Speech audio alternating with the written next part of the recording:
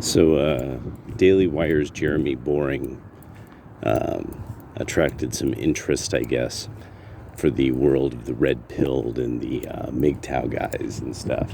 Now, also, with red pill being really something that that you take the red pill, one of your options, in a sense, is MGTOW, or it like. But it's one of those things like that a lot of times there's people who use it on social media because they're doing what social media provides for, and it provides for you to become minorly famous, similar to how people used to make wide varieties of self-help books or small, very, very small books that would have like Thomas Cleary. There we go. Thomas Cleary with all those tiny little pocket versions of like Sun Tzu's Art of War and things like that, that there's a degree to which through doing something that really, he probably wanted a pocket-sized Art of War, so he made one, he translated it or was part of a publication process for a translation and made a pocket-sized Art of War, and we're all familiar with these now, so you got a bit of fame. So you could go to like the Taoist section of almost any library and find a large section of Thomas Cleary's translations and elucidations on Taoist texts and such. Now we have social media so people will, provide their ideas, get minor fame or something.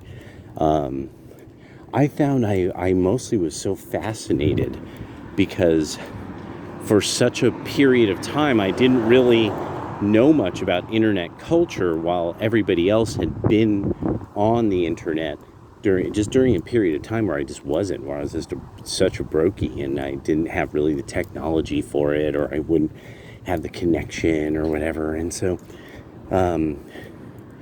it wasn't until like really like almost like 2009, 2010 that I was like really like I could just sit there and fuck around with the internet a lot.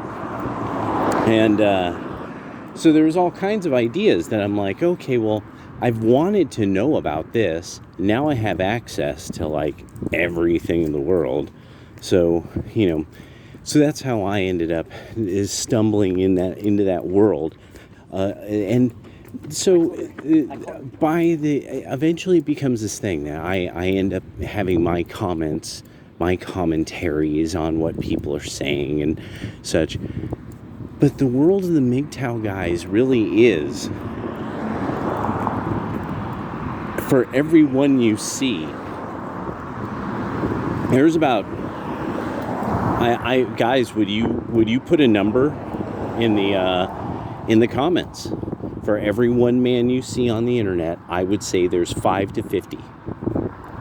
5 to 50. That are similar to that person, understand them, commiserate, something like that.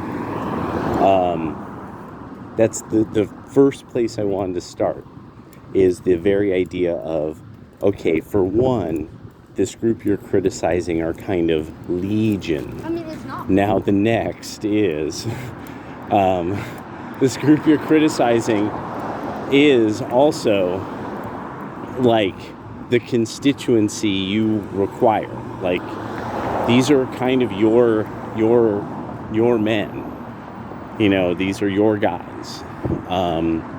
Then there's this thing that I don't think a lot of the conservatives are getting is those same troubles that these guys are having that you're hearing about. This has to be happening to the left. To the leftist end of the culture. This is happening to the guys on their side too. Where's their outlet? And then you might say, oh, well, they would just, hang out with you guys. Ding. Ding. Do you mean that they would decide after being beaten from town to town, they would end up at this old ramshackle Templar church somewhere in rural France, say in the 1200s, and they find us, and they take refuge with the brothers of the temple, the poor brothers of the temple. And so I knew that that would end up happening. I knew that there would be an end of this. I called this a long time ago because the red pill world, this would include people who end up becoming alternative right and say all kinds of horrible things to Benny Boy. And so I ended up calling that there would end up being this part of it that follows the culture quite naturally and goes into religion and finds that they look into their heritage and they look into religion and they look into great works. So living for themselves, one of the things about this is these are men who now, to a great extent, you don't see MGTOW. You see a dozen history channels, all of which are very fair or even preferential toward religion, toward traditional culture. Now, you don't know about these channels. It might not even hit you that there's this one history channel that I particularly liked because of the way that they discussed, say, the quote-unquote Dark Ages, and that really was very much a defense of the efforts made by the Catholic Church and this, that, and the other, and the Orthodox, and so when that history channel, that's a MGTOW guy. He doesn't say anything. The cigar channel. You guys like cigars. I know you guys like cigars. You think all those guys are married? You think all those guys are happily married men. So you're just seeing a period of time, and this analysis has even happened. What you're seeing is the build-up to the 30 Years' War in the present time. If you look at actually the statistics, there's somebody who did this. I think if it was what if alt history, like what if alternative history, he did. Yeah, if I remember right, he did do a lot of what if this happened instead of this, But one of the things that he's talking about is that everything is looking like it's building up to what was the 30 Years' War. Now, this is actually very poignant because there was a channel called Semiogog that got into where did this group, the Rosicrucians, come from? Who were they?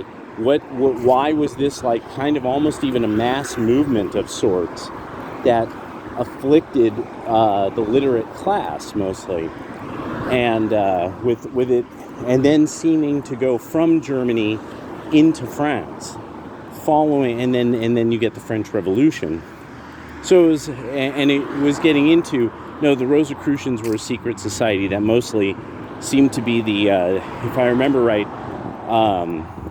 I think it was a type of defender of a certain kind of, oh my gosh, I'd have to look. This guy did like hours. It was hours and hours and hours of going into the political background of where did these who was who at the time.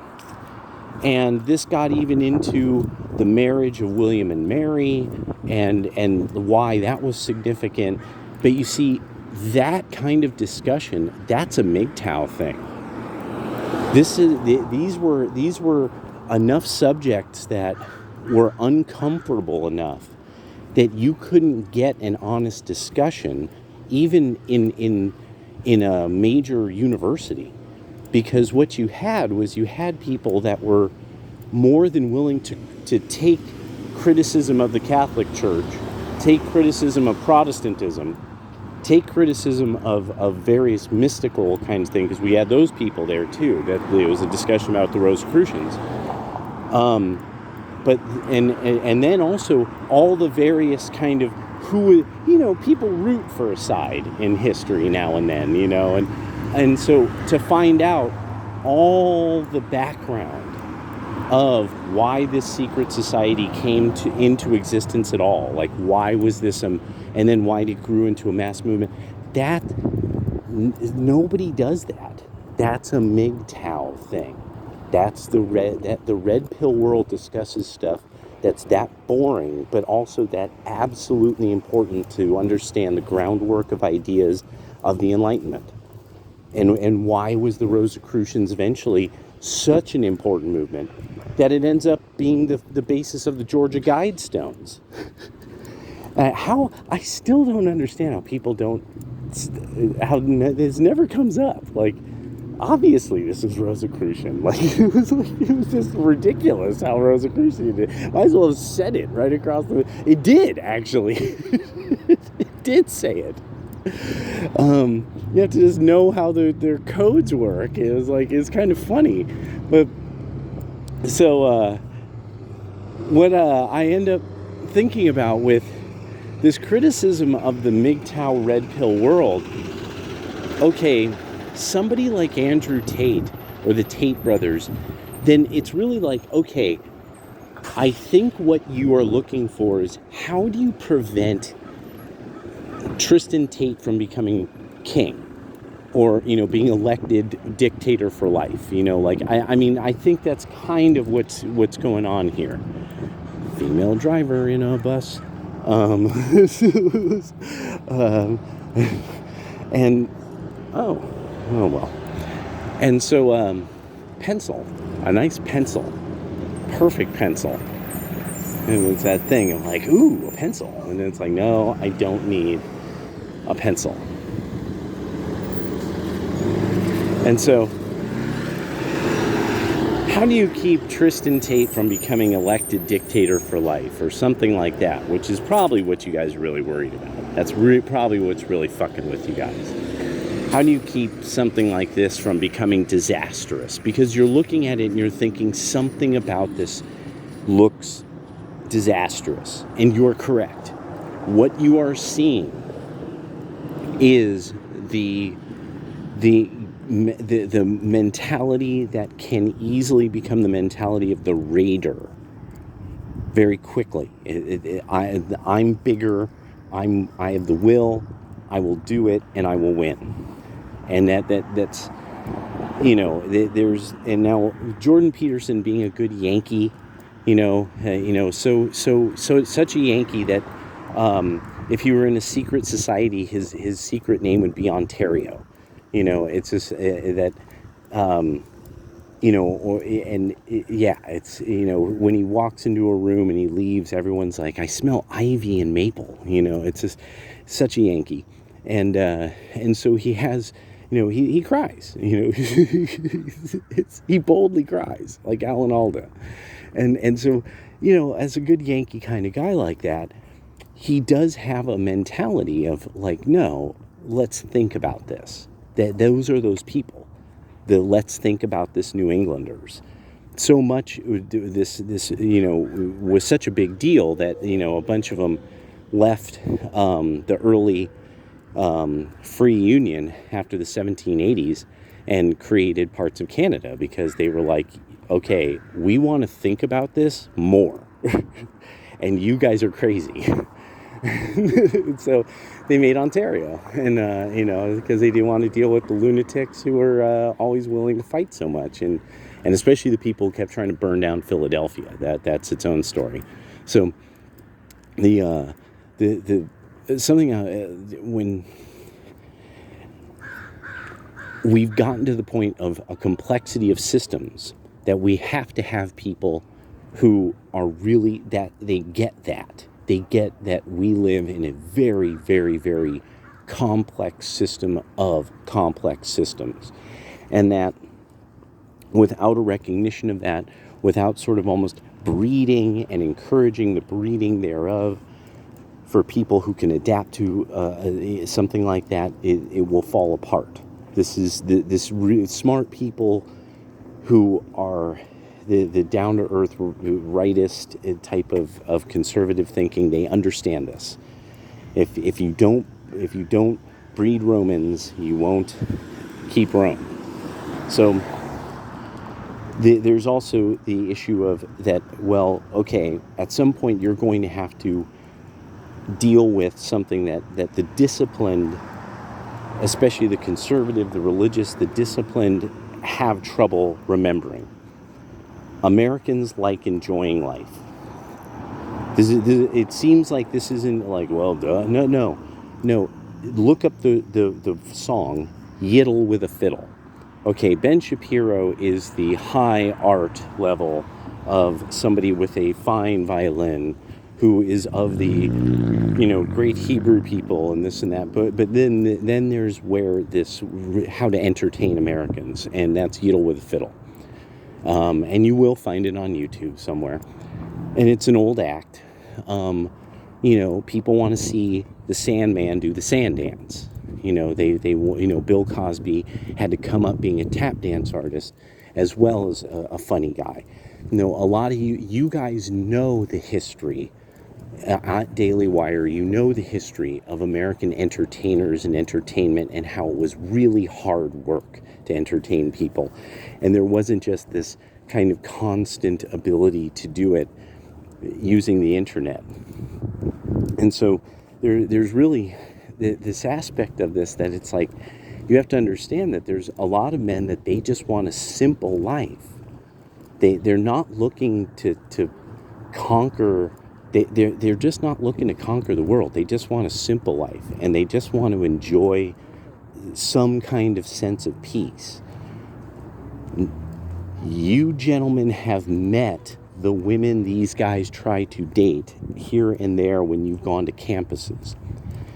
You had the debates with these people.